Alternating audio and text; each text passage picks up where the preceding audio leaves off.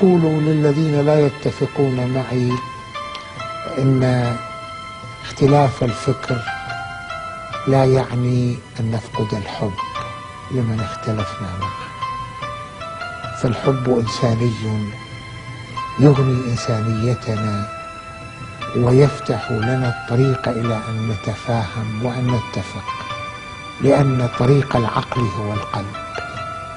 فإذا فتحنا قلوبنا لبعضنا فإن من الممكن أن تنفتح العقول بطريقة أكثر رحابة. لذلك أقول للذين يختلفون معي: حاولوا أن لا تحقدوا، لأن الحقد يقتل إنسانيتكم، وأنا أشفق على إنسانيتكم أن تقتل. حاولوا أن تحاوروا، لأن الحوار هو الذي يحل كثيرا من المشاكل الفكرية.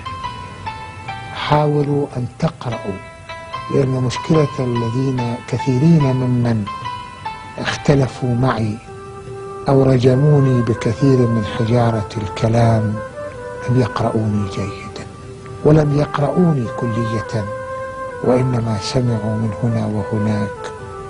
وأقول لهم ما قاله الإمام علي بن أبي طالب عليه السلام: بين الحق والباطل 4 أصابع، الحق أن تقول رأيت، والباطل أن تقول سمعت. إنني أفتح كل عقلي لكم، فتعالوا إلى عقل يعانق عقلا، وأفتح كل قلبي لكم، فتعالوا إلى قلب ينبض في نبضات القلب الآخر.